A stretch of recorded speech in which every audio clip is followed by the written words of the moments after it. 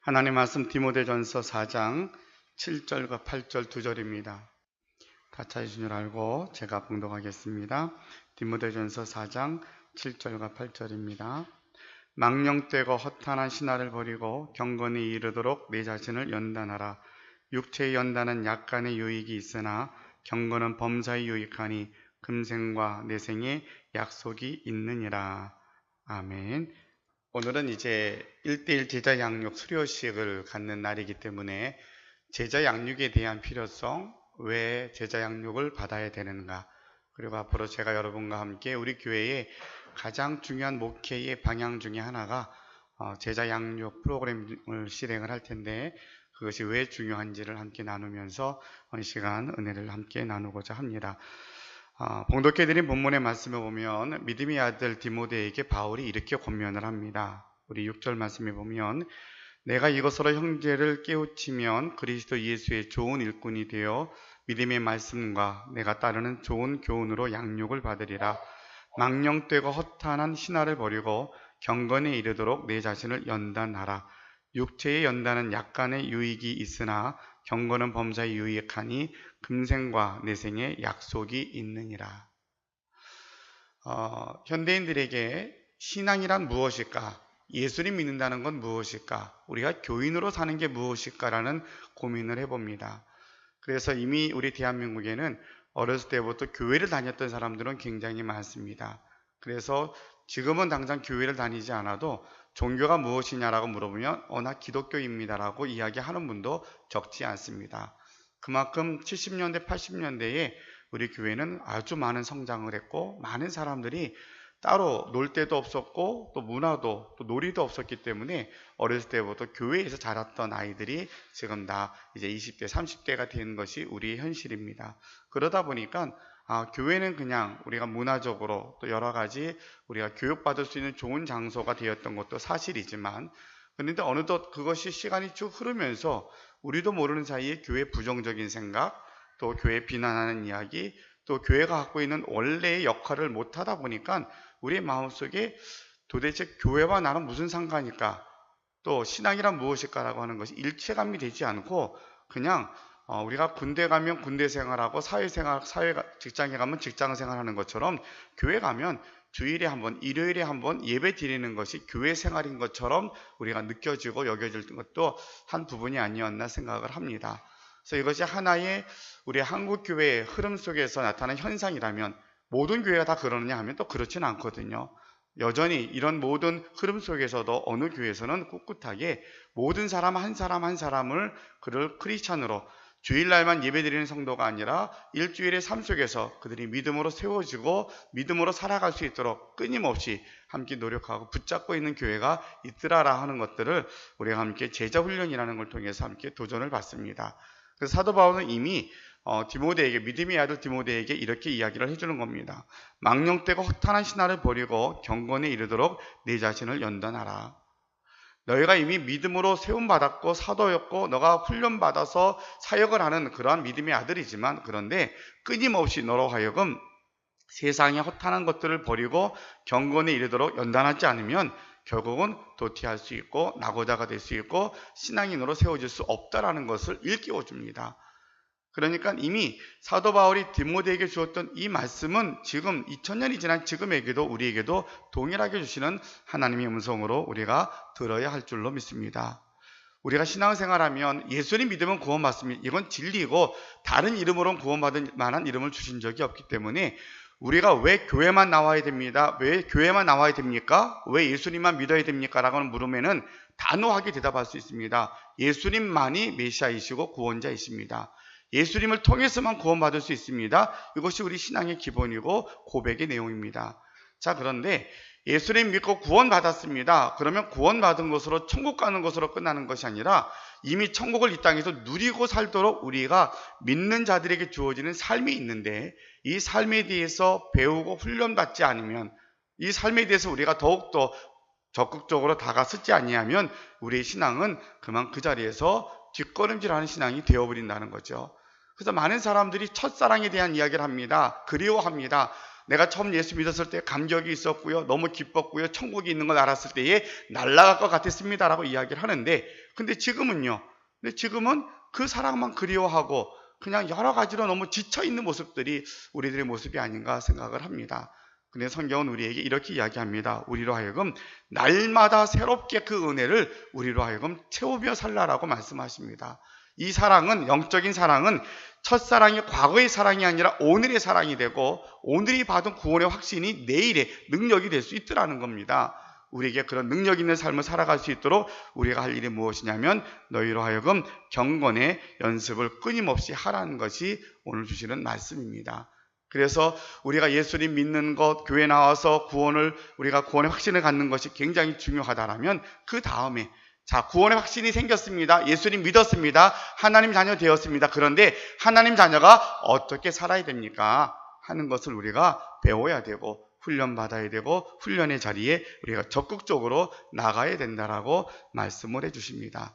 그래서 예수님도 마태복음 28장에 보면 모든 민족으로 너희가 제자를 삼아서 주님 오실 때까지 이 사명을 감당하라고 말씀하십니다. 그래서 이렇게 말씀을 배우고 연단하는 방법을 바로 제자화하는 것이다 라고 설명을 하기도 합니다. 자, 그러면 우리가 또 성경적으로 볼 때에 왜 제자 훈련을 하고 그리고 이렇게 경건의 연습을 해야 됩니까? 라고 물으면 첫 번째로 이렇게 설명을 합니다. 이 내용은 제자 훈련을 위한 요청이라는 책에서 오티즈 목사님이 설명한 내용 중에 하나입니다. 우리 성도들은 영구적인 유아성 때문이다라고 설명합니다.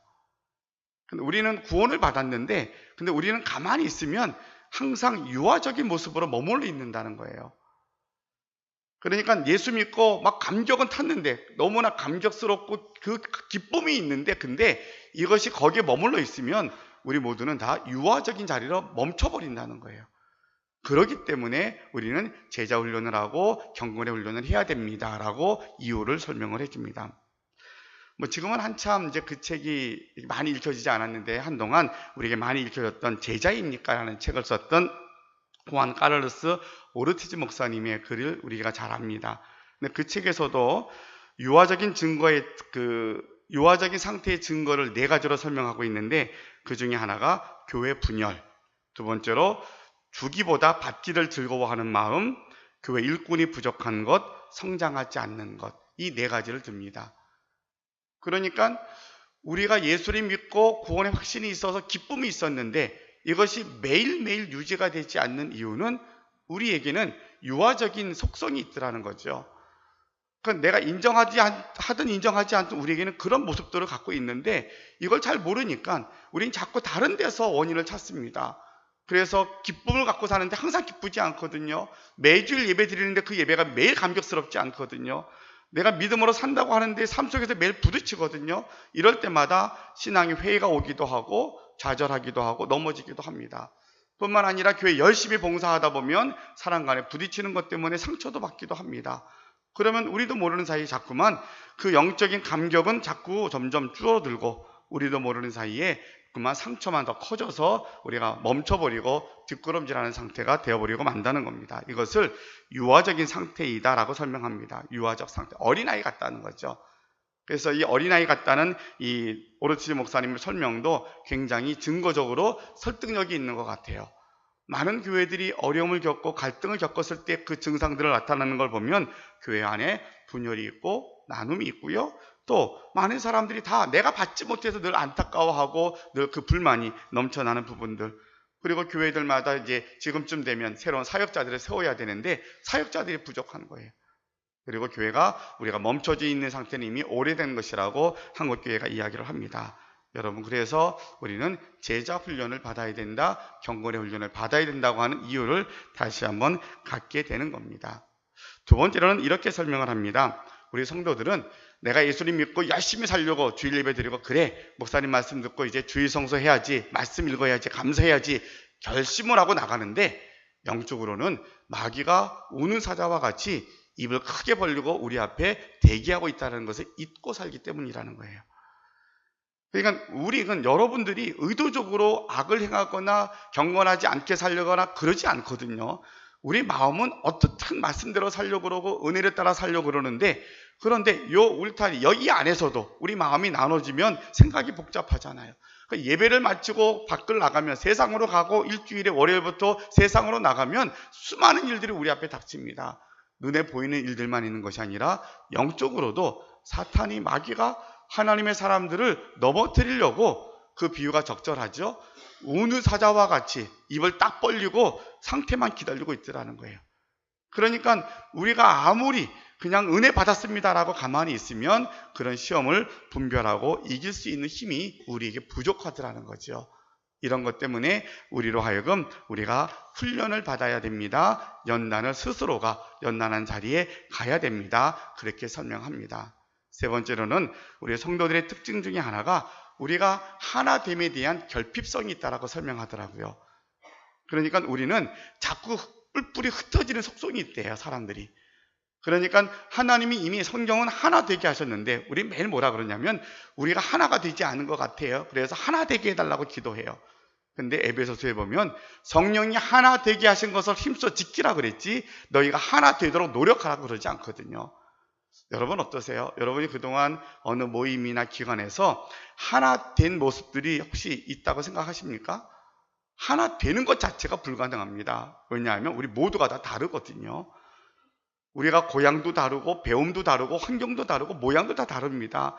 그러니까 다른 것을 하나 되게 만드는 것 자체가 그거는 기계로 찍어내지 않는 이상은 불가능한 거예요. 우리는 자꾸만 어디를 가든지 하나 되게 해달라 그래요. 하나가 안 돼서 문제가 해결 안 된 것처럼 말하는데 하나 되지 않는다니까요. 근데 우리는 성령이 하나 되게 하신 것, 뭐로 하나가 됐어요? 우리 모두는 다 예수님을 유일하신 구원자로 고백함으로 하나 된 우리들이에요. 그러니까 우리가 하나 된 것은 예수님을 통해서 하나 된 거예요. 우리가 예수 믿고 구원받은 것은 내 선택이 아니라 하나님의 선택이었고 하나님의 은혜였어요.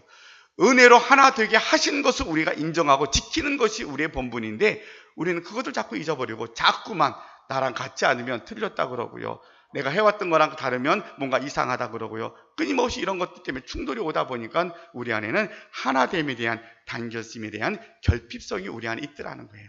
이것을 이겨나가기 위해서 우리로 하여금 제자 훈련이 필요하다라고 그렇게 설명을 합니다. 또 어느 책에서 보니까 제자 훈련을 하게 되면 실질적으로 이런 유익함이 있다라고 설명하더라고요. 몇 가지만 소개를 드리면 한국 교인의 정체와 감소 현상을 막을 수 있다 그래요. 제자 훈련을 하면. 그리고 세속화가 되는 교회를 막을 수 있고 무기력한 교회가 더욱더 능력 있는 교회가 되고 또한 불신자들이 증가가 되고 또 세상을 향한 그리스도의 계획에 성취되는 일을 할 수 있다. 그러니까 제자 훈련을 통해서 우리가 어떤 성서적인 성경적인 이유와 목적이 있다라면 또 이것을 통해서 이러한 부수적인 결과도 나타나더라 그렇게 설명을 합니다. 그래서 제자 훈련에 대한 여러 가지 정당성은 많이 있는데 이것이 그럼 우리가 어떤 제자 훈련을 할 것인가에 대한 선택이 중요한 것 같아요. 여러분 주보를 한번 보시기 바랍니다. 주보의 가운데 보게 되면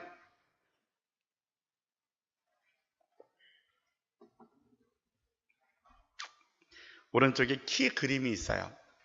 1:1 제자 양육을 하면 이 키 그림을 이제 그릴 수 있고 그 내용을 다 습득하게 되는 과정입니다. 여러분 잠깐 저를 보시면 키가 뭘 상징하는 것 같아요? 키, 배의 키. 작지만 제일 중요하죠. 이 키를 어떻게 움직이냐에 따라서 방향이 다 움직여지게 되고 그거에 따라서 배가 가기도 하고 멈추기도 하거든요. 그래서 그런 의미로 이제 1:1 제자 양육을 교재를 만들고 시행했던 그 기관에서 상징적으로 이 키 그림을 갖고 다 설명을 합니다. 그래서 맨 위에 어떻게 돼요? 맨 위에 아래가 제일 큰 그 원에 그리스도가 다스리는 삶. 우리가 성도로서 살아가는 것, 그리고 앞으로 우리가 살아가야 될 삶에 대한 가장 중요한 목적은 그리스도가 다스리는 삶을 살아가는 거예요. 우리가 그것을 위해서 말씀을 듣고 양육을 받고 훈련받는 거예요. 우리가 이제 1년 동안 계속 표어로 삼았던 여러분 앞에 보면 내가 죽고 내 안에 그리스도가 사시게 하자라는 것도 궁극적으로는 그리스도가 다스리는 삶을 사는 거예요. 그러니까 내가 죽는 것과 그리스도가 사는 것에만 멈춰 있는 것이 아니라 이것에 대한 결과가 무엇이냐면 그리스도가 다스리는 삶을 내가 살겠습니다. 이런 고백을 하는 거예요. 그래서 그리스도가 다스리는 삶을 살기 위해서는 제일 먼저 무엇을 해야 되냐면 우리 마음의 중심에 내가 아닌 주님이 계셔야 된다는 거예요. 여러분 전도지에 보면 우리 그림이 이렇게 많이 그렸던 거 생각나시죠? 의자 그림 이렇게 가운데 중심에 내가 있는 것을 예수님 믿고 난 다음에는 나는 그 자리를 비우고 그 중심에 예수님이 들어가 있는 거죠. 예수님을 영접했습니다라고 하는 것은 내 인생의 내 마음의 중심에 예수 그리스도가 주인 되십니다라는 고백입니다. 여기서부터 신앙이 시작되거든요. 자, 그리고 두 번째 단계가 무엇이냐면 구원의 확신이에요. 오늘 간증한 우리 선생님도 그런 얘기 함께 고백을 했지만 머리로 하는 구원이 내 마음으로 확증되어져서 고백되어질 수 있어야 돼요. 그러니까 이 구원의 확신이 어떠한 연단과 어떠한 모든 그 환경의 변화가 돼도 흔들리지 않는 믿음의 이유가 돼야 돼요. 이 이유의 근거는 하나님 말씀으로만이 가능합니다. 체험이 굉장히 신앙생활에 도움이 됩니다. 은사가 능력이 되기도 합니다. 그런데 이 은사와 체험은 사실은 더 큰 바람이 불면 넘어지더라고요. 또 시간이 지나면 그것이 점점 활용하지 않으면 약해집니다. 그런데 구원의 확신은 뿌리가 깊이 박혀서 흔들리지 않는 방법은 무엇이냐면 훈련을 통한 말씀을 통한 구원의 확증이에요. 하나님의 말씀이 우리에게 하나님 말씀으로 인정되어지면 이 말씀이 내게 말씀하시기를 예수님이 하나님이 너를 지명해서 내 거로 만들었다고. 그러니까 내가 믿고 내가 구원받은 것 같았는데 내가 선택한 교회 같았는데 많은 종교 가운데 내가 기독교를 선택한 것 같은데 그런데 내가 은혜를 받고 예수님이 내 삶의 중심에 와 계시고 성경을 읽고 예배를 드리다 보니까 성경은 뭐라 말씀하시냐면 네가 나 선택한 것이 아니라 내가 너를 지명해서 내가 부른 거야 라고 말씀하시거든요. 이것이 은혜라는 거죠.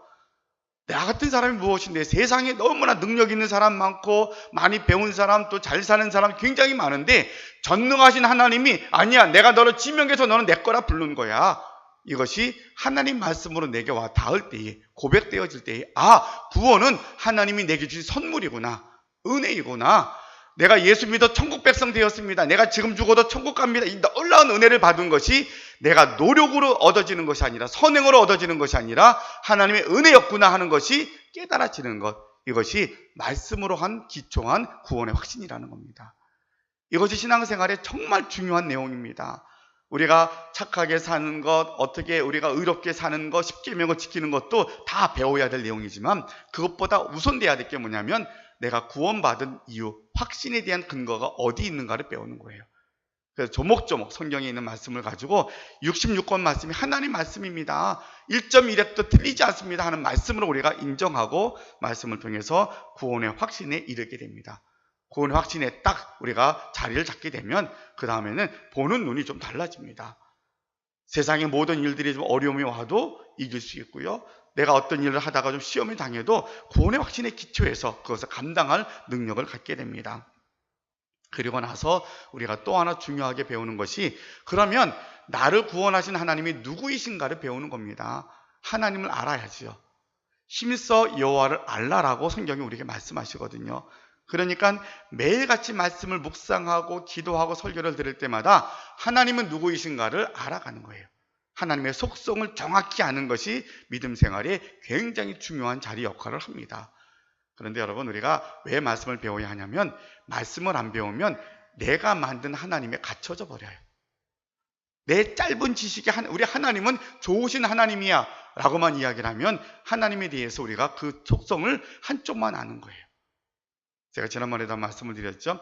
우리 한국 사람들이 제일 좋아하는 단어가 좋다, 좋으신 하나님이라는 단어인데 하나님의 속성에는 그 말이 맞지 않다라고 어느 국어학자가 이야기해서 그 말 쓰는 거 굉장히 좀 조심스럽게 가르치시는 분이 계셨어요. 왜 그렇습니까? 좋으신 하나님 너무 좋잖아요.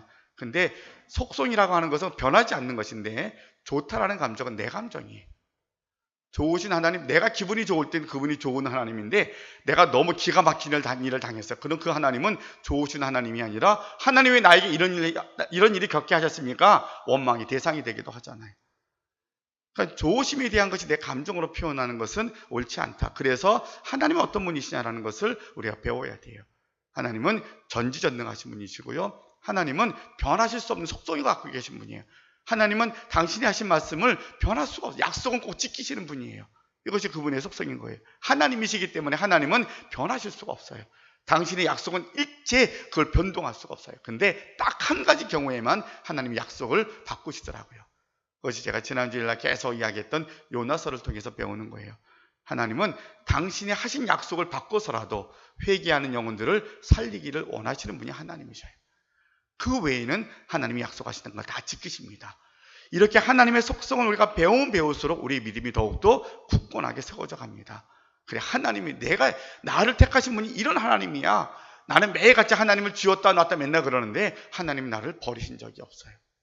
가끔 우리가 손을 잡을 때 이렇게 비유를 듭니다. 이게 하나님의 손이고 우리라 그러면 우리는 하나님과 손을 잡으면 이렇게 잡았다 그러잖아요. 근데 항상 우리 신앙 안에서 이렇게 잡고 계시다 그러더라고요. 하나님은 우리 손을 붙잡고 계시는데 이렇게 잡고 계셔요. 그래서 우리는 매일 하나님을 쥐었다 놨다 해요. 그래서 기분 좋을 때 꽉 잡고 있어서 내가 매일 믿음이 좋은 것 같아요. 근데 조금 기분이 나빠서 확 놔버려요. 그래서 하나님 나 버리셨다 그러잖아요. 근데 하나님은 한 번도 나를 버리신 적이 없어요. 이렇게 잡고 계시니까. 하나님을 아는 그러한 우리가 지식을 훈련을 받으면 우리의 믿음이 굳건해집니다. 근데 하나님을 아는 과정을 저는 그랬으면 좋겠어요. 내가 듣고 싶은 말만 듣는 게 아니라 고민이 되면 많이 고민하셔요. 막 질문을 던지세요. 하나님 왜 이렇습니까? 왜 이 땅에 불의가 있습니까? 하나님이 정의롭다 그러는데 왜 이 세상이 이 모양입니까? 라고 여러분 질문할 수 있어요.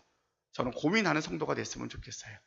고민하고 머리 터지도록 고민하고 그러고 난 후에 그래서 이 모든 것들이 하나님의 섭리 속에 계시는구나 깨달아지면 그러고는 흔들림이 없어요.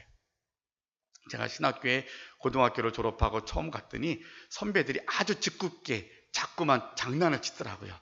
그래서 그렇게 질문해요. 성경에 보면 은혜가 제일 많은 곳이 어디냐고. 은혜가 제일 많은 곳이 어딘지 아세요? 악이 많은데 악이 흥한데 은혜가 많다고 되어 있어요. 성경이. 그 악이 많은 은혜 받으려면 어디로 가야 돼요? 악이 많은 데로 가야 되잖아요. 그래서 우리가 오늘 강의 끝나고 나이트클럽 가자고. 이제 막 신학교 들어온 그 신학생들한테 선배들이 장난을 치는 거예요. 그렇게. 그러면서 하는 얘기가 목사가 되겠다고 순수한 마음 갖고 온 친구들한테 머리가 터지도록 고민하라는 거예요. 이 선지동산에서 신학을 공부할 때에 내가 믿고 싶은 하나님만 믿는 게 아니라 머리가 터지도록 고민해봐라. 그리고 나서 이 하나님이 정말 나의 유일하신 하나님이시구나 고백되어질 때에 그 하나님 붙잡고 갈 때만이 네가 목회자 일을 갈 수 있어. 그렇게 선배들이 이야기해줬던 게 생각이 나요. 여러분의 신학생들은 아니지만 지금 이 시대의 신앙생활 할 때에는 우리가 교육을 통해서 이 과정을 함께 겪었으면 좋겠어요. 그러니까 정말 이 과정을 겪지 않고 우리가 요만큼 온실 안에 있는 것처럼 믿음을 갖고 있으면 우리가 자꾸 뭔가 공격이 들어오면 감당해지지 않아요. 왜? 고민해보지 않았으니까. 그냥 나는 모르는 하나님이니까. 근데 이런 모든 것들을 다 감당하고도 우리는 결국에는 하나님의 자녀로 이렇게 제자로 세우심을 받게 될 겁니다. 이 과정들이 바로 하나님의 속성을 배우는 과정이에요. 이 과정이 끝나고 나면 그 다음부터는 이제는 구체적인 신앙생활에 대해서 배우게 됩니다. 제자훈련에 대한 어느 간증문을 보니까 70 넘으신 어느 그 성도님의 간증문이 나오더라고요. 이분이 그렇게 이야기를 해요. 내가 70이 넘도록 신앙생활을 했는데 잘 모릅니다 라고 이야기하시는 거예요. 그래서 이분이 기초 초신자반부터 시작해서 과정을 다 이수하신 거예요. 그러니까 모든 것들을 다시 처음부터 다 배우면서 이분이 고백하기를 이것을 좀 진짜 배웠으면 좋았을 것을 그냥 막연하게 알았던 것들을 체계적으로 이렇게 다 정확하게 알려주니까 내가 신앙생활의 기쁨이 너무 크다고. 그래서 내가 이걸 체험하고 나니까 우리 자녀들에게나 모든 사람들에게 정말 적극적으로 내가 권하게 되었다라고 하는 간증문이 소개가 되어 있더라고요. 그러니까 우리가 그냥 다 아는 거야 라고 생각하기보단 정확하게 배웁니다. 성경이 뭐냐, 그리고 기도란 어떤 것인가, 교제, 전도, 성령 충만, 시험, 순종과 사역에 이르기까지 이 내용들을 하나씩 우리가 1:1 제자 양육을 통해서 배우게 됩니다. 그래서 우리 한국에 여러 가지 제자 훈련에 대한 과정들을 소개한 많은 기관들이 있고 책들이 있습니다. 근데 제가 이제 훈련받은, 또 제가 가서 기관에 가서 훈련받고 자격증도 줍니다. 그래서 목회자가 훈련을 받아야 이것을 가르칠 수 있습니다라는 자격을 주는데, 그래서 사모하고 저하고 한 5, 6년 전에 가서 기관에 가서 훈련을 받고 가서 배워보니까 너무 좋더라고요. 그래서 이것을 제가 교회 목회를 하면 함께 성도들하고 나눠야 되겠다 생각이 돼서 제가 오자마자 여러분들 소개하기 전에 먼저 이렇게 회개를 마쳐서 오늘 간증을 하게 됩니다. 여러분 그 주보에 있는 거 한번 읽어볼게요. 1:1 제자 양육 거기 있는 거 한번 읽어보겠습니다. 시작. 1대1 제자 양육은 단순한 성경 공부가 아니라 양육자와 동반자가 1대1로 만남 하나님의 말씀을 매개로 서로의 삶을 나누며 성도의 기저를 맺어가는 것이다. 이렇게 하여 동반자가 영적으로 성장하도록 도와주는 것이다. 예, 이것은 1대 다수로 제자 훈련하는 게 아니라 1대1로 합니다. 그리고 이제 오늘 수료한 두 사람은 제가 양육자로서 다시 세울 겁니다. 그래서 저와 사모에게만 이렇게 양육을 받는 게 아니라 여러분이 이제 훈련된 사람들을 사역자반으로 또 한 번 제가 양육하고 그러고 나서 이제 그분들이 다시 사역자로서 세움을 받게 될 겁니다. 점점 그 모든 양육받은 사람들이 점점 밑으로 내려가는 거죠. 그래서 한 사람이 두 사람을 하게 되고 결국 그분들이 여러분 모두가 다 이제 누구에게 양육을 받게 될지는 모르겠지만 어쨌든 우리 모두는 다 1대1 제자 양육을 통하여서 제자화하는 과정에 동참했으면 좋겠다 하는 그런 바람을 가지고 왜 1대1 제자 양육을 1대1이라고 하는 제자 프로그램은 뭐 절대적인 건 아니라 그랬어요. 많은 프로그램 중에 하나인데 제가 훈련받고 또 제가 할 수 있는 그러한 자리에 있기 때문에 우리 교회는 그렇게 했으면 좋겠다라는 것을 여러분들에게 말씀을 드리고요. 그래서 시기는 어떻게 됐든 여러분 모두가 다 1대1 제자 양육을 받고 제자화 되어서 여러분들도 사역자 자리에 세워졌으면 좋겠다라고 하는 간절한 바람을 전합니다. 한 가지 제 간증처럼 이야기만 하나 더 말씀을 드리고 오늘 말씀을 정리하려고 합니다. 우리가 그리스도의 사랑, 신앙, 그리고 우리가 어떤 일을 할 때 균형이라는 게 참 중요하다는 것을 제가 또 느꼈어요. 이번 한 주간을 보내면서. 그래서 제가 감사운동 하잖아요. 감사 넣기 쓰는 거. 그러다 보니까 저에게는 사실은 그 긍정적인 어떤 그런 에너지, 그런 생각이 참 많아요. 어떤 얘기를 들어도 안 된다고 생각을 잘 안 해요. 충분히 가능해. 왜 안 되는 게 어디서 하면 되지. 무슨 무슨 계획을 세우든가 무슨 일 할 때에도 안 된다고 생각을 거의 잘 안 합니다. 충분히 다 간다. 왜? 믿음이 있으니까. 내 일이 아니라 하나님 일이니까. 여러분이 직장에서나 가정에 하는 모든 일들이 우리는 내 일이라고 생각하면 앞에 있는 이 표가 어긋나는 거예요. 여러분이 하는 모든 일들은 다 주님의 일이에요. 주님의 일이니까 내가 못하는 게 아니라 주님이 못하는 게 되는 거예요. 그러니까 나는 못하지만 주님은 하실 수 있어.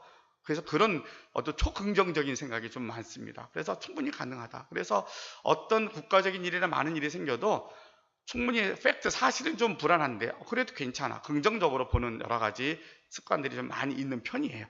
그것이 좋은 기능도 많이 있는데 이제 뭘 얘기하려고 그러냐면 우리나라 여러 가지 형편이 지금 염려되는 것들이 참 많이 있잖아요. 그리고 또 우리 젊은이들에게 부정적인 것들이 많이 있는데 저는 그렇게 생각을 했어요. 그런데 유럽이나 미국을 보면 거기는 이미 민주화가 되고 산업화가 된 지가 수백 년이 된 나라들이거든요. 그렇게 따지면 우리 대한민국은 우리가 조금 모든 게 개방이 되고 그리고 교육이 점점 높아지고 한 것은 얼마 되지 않은 나라예요. 그러니까 이 나라가 매번 대학 입시 제도가 바뀌고 또 다음 세대가 걱정이 되고 이런 것들이 여러 가지 부작용이 많이 있지만 그럼에도 불구하고 우리 대한민국은 이제 100여 년밖에 안 된 이 짧은 기간 동안에 정말 세계적으로 유일하게 구제를 받았던 나라가 구제하는 나라가 대한민국이거든요. 여러분 전 세계 역사에서 구제받았던 나라가 구제하는 나라가 바뀐 나라는 한 나라도 없습니다. 대한민국만 그런 나라인 거예요. 우리나라가 실제적으로 이제는 우리가 구제를 끊겠습니다라고 선언한 지도 얼마 되지 않았어요. 그러니까 짧은 시간 동안 나라가 정말 잘 성장하고 경제적인 부유함, 전문가들이 내년에 3만 불 시대가 된다라고까지 이야기하니까 이런 긍정적인 모습이 많이 있으니까 많은 염려 가운데도 아니야 그래도 우리는 조금 더 시간이 지나가면 이 나라는 더 건강해질 거야. 그러한 좀 제 긍정적인 생각으로 많이 했었어요. 교육제도에 대해서 굉장히 많이 도전을 준 나라가 핀란드라는 나라예요. 여러분 혹시 들어서 아시죠? 핀란드라는 나라가 굉장히 오래된 교육의 역사를 가지고 이렇게 세계에 우뚝 선 나라가 된 줄 알았어요. 근데 얼마 전에 인터뷰에 나온 거 보니까 핀란드가 독립한 지 100년밖에 안 됐어요.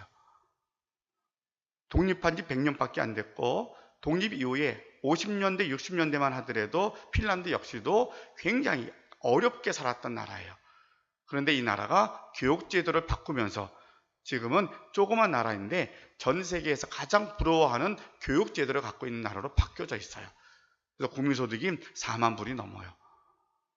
그래서 그 나라의 교육제도의 모양을 우리가 보면 굉장히 많이 우리나라도 좀 배워야 되겠다는 것들을 많이 우리가 보고 또 도전을 받습니다. 근데 제가 생각하는 것은 뭐냐면 핀란드라는 나라도 오랜 역사, 100년, 200년 오랜 동안 기간이 되어서 이 나라가 저렇게 잘 사는 나라, 그리고 교육제도가 잘 세워진 게 아니었구나라는 생각이 버뜩 드는 거예요. 그래서 제가 제 생각을 좀 수정을 했죠. 초긍정적인 생각으로 우리나라의 좋은 점만 보려고 하고 가능성을 보는 것도 중요하지만 아니야, 우리가 지금 무엇이 잘못됐는가를 보고 지금부터 우리가 바르게 노력해야 될 방향성을 잡아가는 게 더 우선되겠구나라는 생각이 들었어요. 그것이 뭐냐면 교육이에요. 교육이 바르게 세워지면 나라의 미래가 세워지더라고요. 그것이 핀란드를 통해서 배우게 되는데 지금도 전문가들이 굉장히 많이 노력을 합니다. 그런데 이제 그것보다도 저는 우리 교회가 시대에 앞서서 하나님의 말씀이 이미 우리에게 다음 세대와 주님 오실 때까지 이어갈 수 있는 교육의 방법을 우리에게 주신 것이라면 우리 교회가 이 사명을 감당해야 되겠구나라는 생각을 해봤어요. 여러분, 그래서 우리가 이 훈련이라는 것을 통해서 정말 하나님 우리에게 주신 사명을 따라서 다시 한번 방향을 따라 훈련받고 연단받고 나면 여러분과 우리 다음 세대는 우리를 통하여서 정말 희망이 있고 하나님의 사명을 감당하는 교회로 세워주실 줄로 믿습니다. 여러분, 혹시 내 스스로가 균형이 안 잡힌 것이 있다면 한번 살필 수 있으면 좋을 것 같고요. 여러분들이 스스로가 경건의 훈련의 자리에 더 적극적으로 나올 수 있는 성도님들이 되실 수 있기를 바랍니다. 그리고 이 훈련을 통하여서 정말 내가 먼저 구원의 확신에 그 자리에 거하게 되고 나와 뿐만 아니라 우리 가족들이, 자녀들이 구원받고 이웃들이 사는 일에 더 기쁨으로 나아갈 수 있는 우리 모두가 되시기를 주님의 이름으로 축원합니다. 기도하겠습니다. 사랑의 아버지 하나님, 감사합니다. 저희가 오늘은 처음으로 1:1 제자 양육 우리 두 사람이 수료하여서 우리 수료식을 갖고 또 간증하는 시간을 가졌습니다. 그리고 오늘 말씀을 통하여서 경건의 훈련이 왜 필요한지도 듣게 되었고 또 저희가 앞으로 1:1 제자 양육을 하겠습니다 하고 성도들과 함께 나누면서 그 이유를 설명을 했습니다. 주님, 우리 안에 구원받은 감격이 있습니다. 이 감격만 갖고 사는 것이 아니라 우리가 잘 훈련되고 준비된 하나님의 자녀, 주의 군사와 같은 믿음의 사람들이 되어서 그리스도의 제자가 되어서 주님 오실 때까지 사명을 따라 사는데 무엇보다 중요한 것이 우리 자신들이 구원의 확신과 기쁨을 누리고 사는 자들이 되게 도와주시고 날마다 새롭게, 날마다 그 은혜 안에서 주님께서 주시는 은혜를 누리고 살아가는 저희들이 되게 하여 주옵소서. 우리가 가만히 있으면 믿음으로 자랄 것 같지만 가만히 있으면 뒷걸음질합니다. 우리가 옛날의 은혜만 갖고는 지금은 살아가지 못합니다. 열심히 내 자신이 주님 경건의 자리에 힘써 나가는 저희들 되게 하여 주옵시고 믿음의 훈련을 통하여서 정말 주님의 쓰시기에 합당한 주의 거룩한 도구가 되는 우리 모두가 되게 하여 주옵소서. 감사드리며 예수님의 이름으로 기도하옵나이다. 아멘.